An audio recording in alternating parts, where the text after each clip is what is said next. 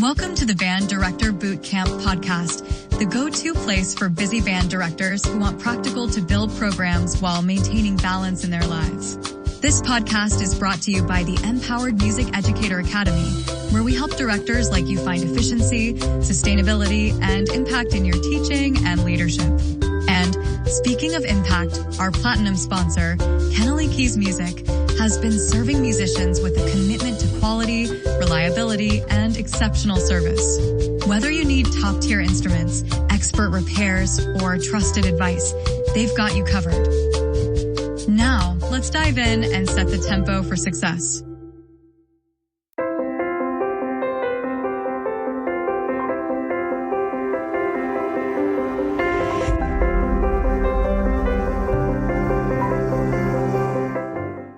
Welcome to another episode of Band Director Bootcamp, the podcast with productivity and wellness tips for busy band directors. I'm your host, Lesley Moffat, and I'm really grateful to be sharing this platform with you. We know you don't have lots of time to watch lengthy professional development webinars, so we bring you 20-minute tidbits with takeaways you can use to support you and help you in this awesome career. Hey, today we're going to talk to somebody who's what we might call the lone wolf in his program. So if you're the only person running your music program and it can feel like there's never enough time or enough hours in the day, not enough hands on deck or enough support, that might sound familiar.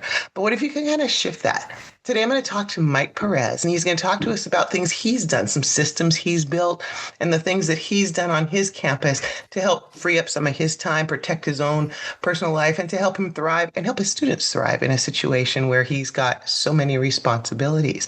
So by the end of this episode, you're going to walk away with some practical ideas on how you can lighten your workload and advocate for the help you need to create a thriving program that doesn't consume your entire life. I needed this information a long time ago. Mike, where were you when I needed all this?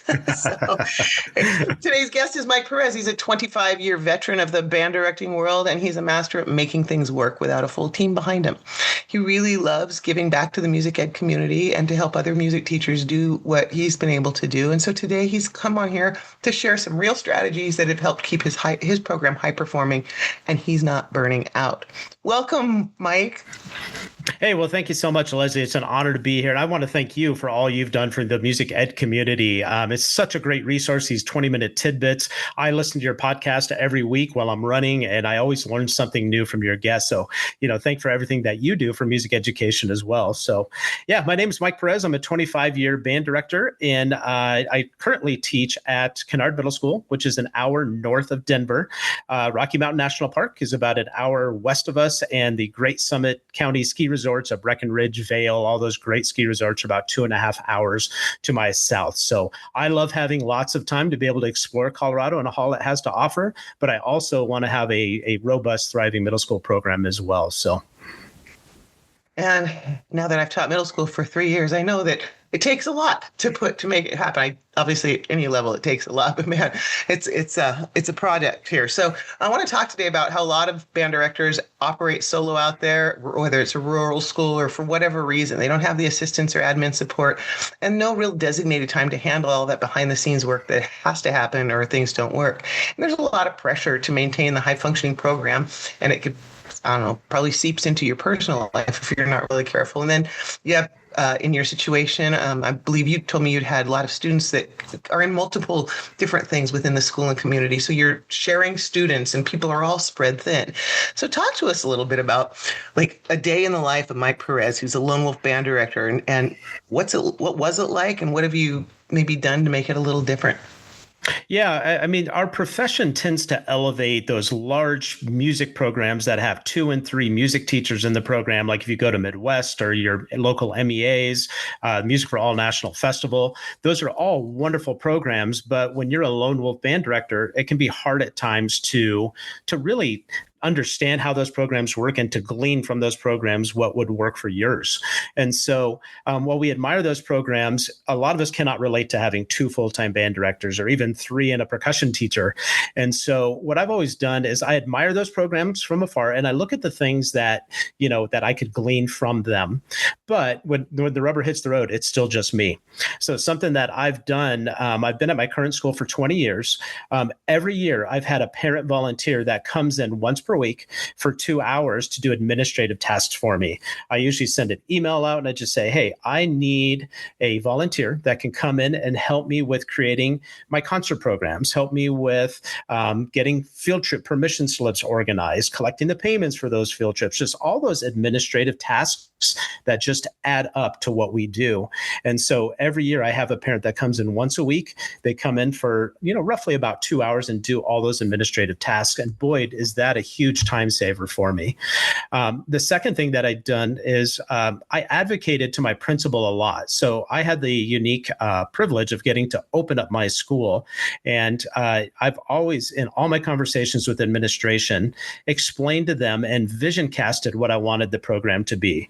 Here's what I would like to do in a couple of years. Here's what I'd like to do in 5 years. I would like to, perform at the MBA conference and that kind of thing. And so I would vision cast. And when your principal sees your results, they see that, you get to school early, that you're engaged in staff meetings, and they see that you're a really good person for this program.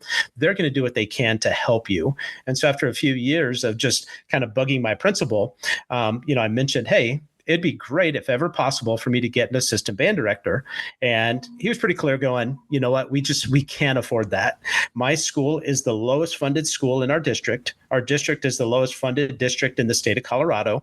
And Colorado is one of the lowest funded states in the United States. So he would tell us we are the lowest of the lowest of the low in terms of funding.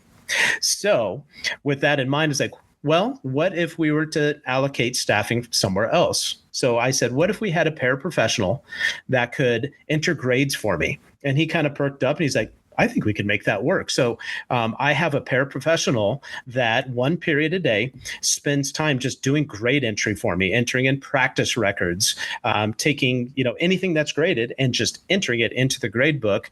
And that equates to about 2 to 3 hours a week. So between that and my parent volunteer, I have time to do before and after school sectionals, my planning period time. And by the way, I love calling it a planning period, not office hours. I don't want a parent calling me during my planning period time and taking up all that time. So I'm very clear with my families. This is my planning period. This isn't office hours. Call, but I'm not going to answer.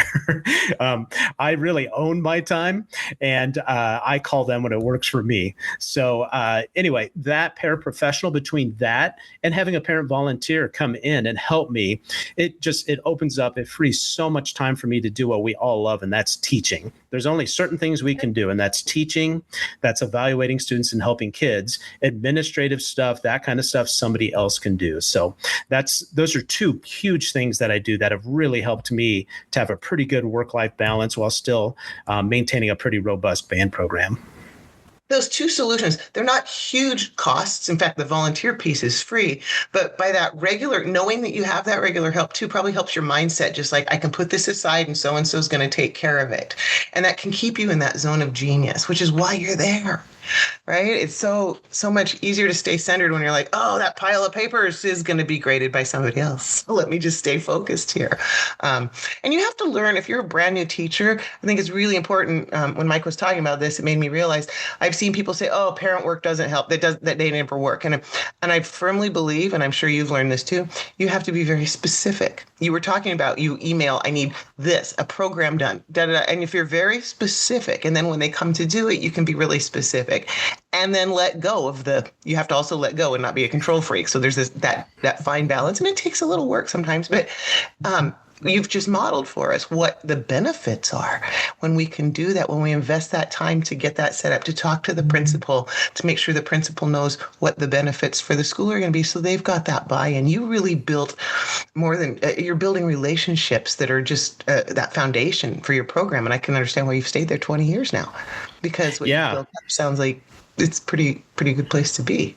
Yeah, it is. It's a great place to be. And what I purposely do, I have my parent volunteer come in during my planning period. That way I can talk them through the tasks. There's that face-to-face. They don't just come in with a to-do list and then leave and don't get to say hi to me.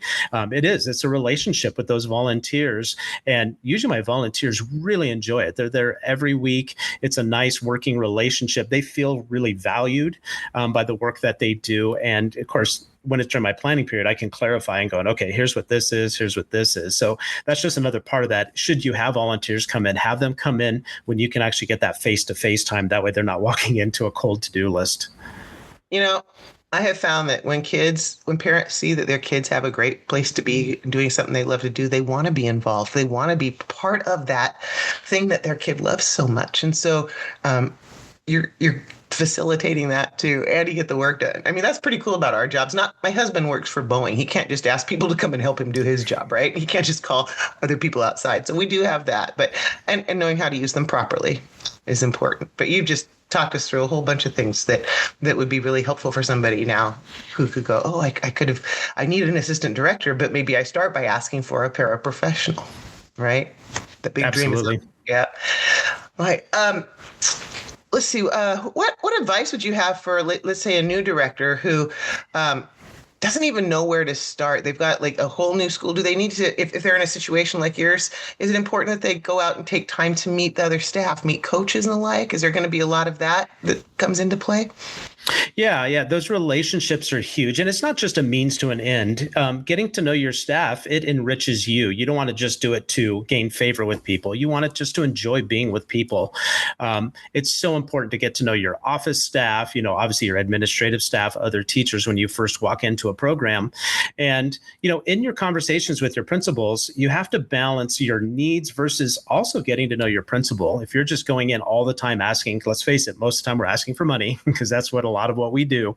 But you got to ask, your principal, how's your daughter doing? How did the college, application go? Getting those relationships solid. And then you really do have to kind of prove yourself. Principals, they're looking to see, who are people here in the long haul? Because as they see people come in and out, if you're asking for these large things and you haven't really kind of proven yourself through your work habits or through your work ethic even, sometimes they might be a little hesitant for those big dreamy visions you have. But if they see you're there every day, you're working hard for kids, they're not getting tons and tons of phone calls with parents yelling at them about you, they're going to want to back you up. So you got to take some time. You got to kind of feel that out before you can just dive in asking for a lot of things. But those relationships with your entire staff, absolutely so important. Yeah. And you hit on it. It's got to be genuine, right? It's not just, I want to be nice to you, so I get this. It's that whole, that humanity that's such an important part of it.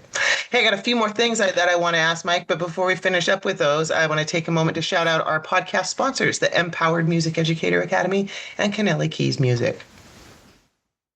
If you're listening to this while thinking about everything still on your to-do list, I see you. One of the reasons I started building tools alongside this podcast was because even the best strategies don't help you if you're too exhausted to implement them.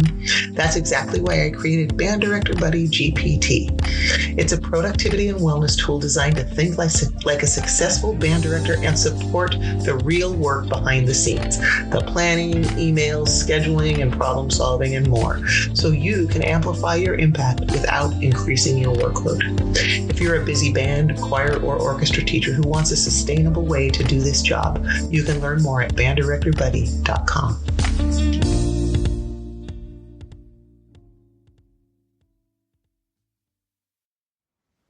All right, we are back with Mike Perez, and we are talking about being a lone wolf teacher in a school and how do you do all the things. And we touched on it a minute ago, but one of the biggest things I hear from my friends that teach in small schools or where they're the only one is that whole students are spread really thin. Students are overcommitted because they have access to things or they need more people on this team or whatever the reason is.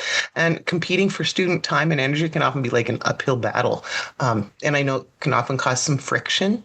And as a young band director, I was often trying to tell the coaches that what I was doing was more important. That does not win them over. How have you navigated that more successfully than I did at the beginning of my career? Yeah, so my school is about 750 kids. So it's kind of in that middle level of a middle school. It's not the huge 1,400 member middle school, but it's obviously not a smaller school. The challenge of my school is my kids are involved in everything, be it club sports, be church youth group, and it's all awesome stuff. This is stuff middle school kids should be doing. They need to figure out who they are. They need to figure out what their passions are. but middle school teachers especially, you have to honor what the other things that they do. And so when they're outside of your classroom, knowing that they're going to have other passions, and sometimes their passion is not your band. And as much as that hurts sometimes, you have to just go, hey, that's this kid's passion, and you have to honor that. An example of how you can really work with your staff to share these kids and all the things that they do, because they're spread so thin. I have really good relationships with my coaches as well. I have them on my phone. I can text them. I can talk to them. Every year when I'm creating my sectional schedule, I usually have to go to the football coach and the volleyball coach and the basketball coach with a list of kids going, okay, here's the kids we're sharing, just so you're aware. Here's what I'm doing to make sure that they're not missing your practice too much. So I'm going to hold them for this much time, and then I'm going to send them. And usually when you have that face-to-face conversation with the coach, 9 times out of 10, they're like, yep, sounds great. Thanks so much. And it's that rapport I've already built up with them. They trust me. They know that I respect them. And you get that reciprocal conversation and just that flexibility. Because the worst thing is when you get, like a coach and a teacher fighting over a kid and the poor kid's stuck in the middle. That's the worst on a kid. So I was just going to say that. That's horrible. That's good for nobody. And then you got a kid that doesn't, and the proactive way you're doing it and going in and saying, I'm going to work it out so the kid's not going to miss too much of yours. How can anybody argue with that, right? Yep. As opposed to it's the day of an event and you're like, the kid needs to be at the concert. How come they didn't tell you this? Yeah. And teaching the kids how to manage all that is good, but you have to be a role model in it. And it can often go the other way, like, the coaches suck. And so that way you're handling it, I think, is modeling so much for us. I know that in your quest to give back to the music ed community, you have created a ton of resource. I want to spend the next couple minutes. I want you to talk to us about what you've got. We're going to put links to stuff in the podcast notes for all of you who are listening, but Mike's going to talk to us a little bit about what's out there so you know what you can go find and some help you can get. Yeah. So my website is MikePerezBand.com. That's kind of the gateway to all of my resources. What I've been doing the past few years is I've been filming YouTube and Instagram content. And it's just little tips, tricks, hacks for the young band teacher. I like to call it the young band teacher because some of us are middle school teachers, some of us are junior high, some of us are elementary. It's everything from beginners to kind of that third year of band. So there's a lot of young band resources that I've videoed. And when I think of something that when I'm teaching going, hey, that was something I learned from this teacher and I want to share it. And it's just a best tip for, how do you get your trumpets to use their slides? How do you get clarinets to anchor their teeth onto their mouthpiece? It's just all those little tips, tricks, and hacks that you maybe learned in college, maybe not. And it's a great resource, especially my YouTube channel and Instagram, because you can just kind of scroll through and go look at the content and go, oh, I want to check that out. I don't understand my flute fingering. So here's a video on flute fingerings for you to check out. And of course, none of it is original. There's nothing new under the sun. Band directors steal from everybody. We steal from everybody. And, it's you take somebody's stuff, you work it a little bit, and then you make it your own. And so what you'll see on my content is stuff that I've learned from some really solid band teachers. And it's a lot of stuff I post. I really try to make sure it's not something I'm experimenting with. It's stuff that is tried and true and has worked for my bands for years. So MikePerezBand.com is really the best way to see all those resources. Oh, I'm going to go check it out, especially when I get into a beginning band is hard to teach. And I hadn't had beginning band classes in a long time. And I need just exactly what you're talking about. So I'm excited to go peruse it in depth and make that a resource. I like that you call it young band resources because I'm 60 years old, but now I teach young bands, so I can use the word young when I talk about what I do.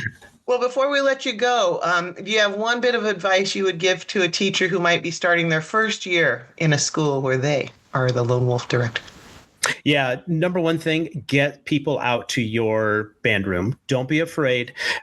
Get a consultant out, get a band director that's in your community that's maybe retired. Don't be afraid to have people come watch you teach, and not in a clinician setting. Sometimes as young band teachers, we'll bring somebody in before the festival or before the concert to get feedback. Bring a consultant that watches every single one of your classes and works with you and your kids. That's the best way to grow because they're seeing you in your element with your kids. kids, and they're going to help you and your kids see little things that they can do to improve. So find whoever there is in your community and have them spend the day with you. Have them watch everything, eat lunch with them. Those are my favorite days, or when I have consultants come in and watch me teach. It's a little nerve-wracking, having these great teachers watch you, but you kind of get into a groove and you get over it pretty quick. And boy, the things that you learn, there's things that you don't see, that you don't realize, and somebody points them out, you go, oh, I need to work on that. Yeah. And that being vulnerable is not a sign of weakness. It's a sign of I want to grow. And I want to grow so I'm better at what I do so I can help more people. Yep. And again, band directors out there, we want to help other people. So, that's a great bit of advice. And pointing out that not just to get the band ready for festival, but to come watch you in your element and then take you from there. Well, this has been great. I'm excited to now have another set of resources at my disposal now, too. So, Mike, thanks for the work you're doing and for sharing it with us here. You're welcome. And thanks for having me, Lesley. Again, I appreciate all you do for our community. Love doing it too. So that's a wrap on today's episode of Band Director Bootcamp. Thank you to Mike Perez and to all of you out there who keep showing up for kids to teach music every day. Remember, success in music education is not just about what happens on the podium. It's about taking care of yourself and setting up systems that work for you.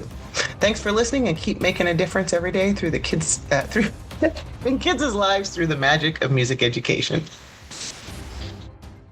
Before you go, I want to leave you with this. You don't need to work harder to be effective. You just need better support. Band Director Buddy GPT was created for music educators who care deeply about their programs but are tired of carrying everything alone. It's there to help you think through challenges, streamline the busy work, and protect your time and energy without lowering your standards. If that sounds like what you've been craving, head to banddirectorbuddy.com to explore how it works and decide if it's a good fit for you. Thanks for listening to the Band Director Bootcamp podcast and for the work you do every single day. That's a wrap on this episode of the Band Director Bootcamp podcast. Remember, success in music education isn't just about what happens on the podium. It's about taking care of yourself and setting up systems that work for you. The Empowered Music Educator Academy is here to help you do just that. So be sure to check out our resources at empowerededucator.com. And of course, a huge thank you to Kennelly Keys Music, our platinum sponsor, for their unwavering support of music educators like you. Whether you need instruments, accessories, or expert advice, their team is ready to help. Thanks for listening, and keep making music happen.